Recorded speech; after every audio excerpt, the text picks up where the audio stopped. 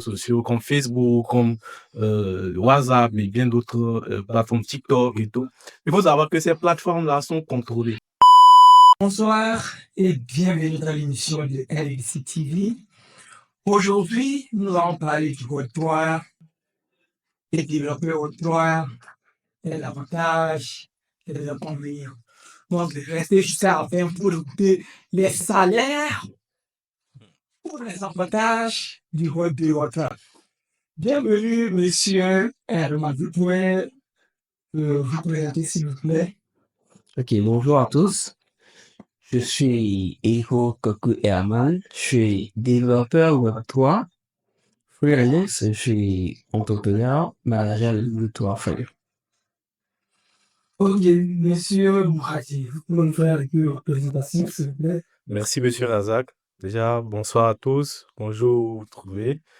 Moi, c'est Ngomna Mouradir. Donc, je suis entrepreneur, je suis crypto-trader professionnel. Je suis également formateur. Je suis aussi le PDG de Ngolam, donc une structure qui va accompagner, former les personnes désireuses d'apprendre plus sur les crypto-monnaies et donc l'investissement sur la bourse en général. Ok, merci. Monsieur Herman,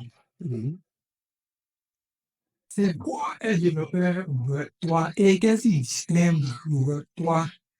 Un développeur du Web 3, un développeur du Web 3. Ok, le Web3, c'est tout ce qui est blockchain. Ok. Et la différence entre un développeur Web3 et un développeur Web2, en gros, c'est juste une surcouche technologique. Donc, c'est un peu comme utiliser un outil en plus. Utiliser un outil en plus. C'est ça. Ok, donc c'est vraiment dans les niveaux où on dit les outils et les outils en plus. Tout à fait. Bon, monsieur Mourati, qu'est-ce que vous pensez? Qu'est-ce qui différencie un développeur du Web 2 et un développeur Web 3?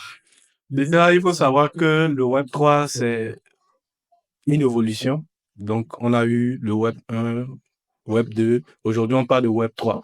Le Web 2 revient à utiliser les méthodes classiques sans utilisation de ce qu'on appelle la technologie de la blockchain, donc ce qu'on appelle jetons numériques et tout. Donc, tout ce qui est Web 3 va toucher blockchain, donc la technologie où les développeurs vont plus s'appuyer pour créer donc les logiciels, des jetons, voilà, qui vont utiliser pour les permettre de spéculer ou soit de les utiliser pour un besoin spécifique. Voilà, si je vais parler un peu de Web3. Ok. De mon côté, ce que j'ai acheté, le Web 2, c'est plus le stockage standardisé. Et là, les développeurs, généralement, ça se passe des espaces, si je me trouve pour un corriger un coup, c'est un rapport. Le Web 2 est plus sur les développeurs qui utilisent les hosters de AWS, d'Amazon, qui utilisent les services centralisés. Pour faire le hosting. Mais les développeurs du Web 3, ils utilisent plus la blockchain. Outre, ils veulent pour hoster leur site, mettre en ligne un site sans passer par les AWS,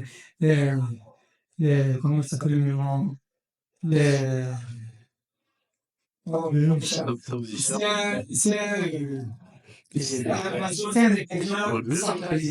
Ok. Donc, comme je l'ai dit, c'est une surcouche technologique et chacun veut répondre à un problème.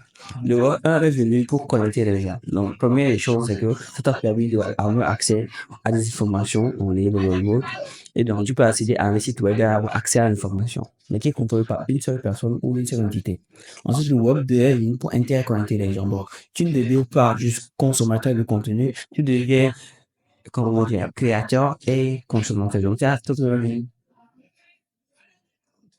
dire que pour du contenu. Donc, quand tu poses des photos sur TikTok, je fais le truc, tu poses du contenu. Quand tu poses sur mon profil YouTube, tu poses du contenu. Mais dans la vraie question, c'est qui possède cette donnée?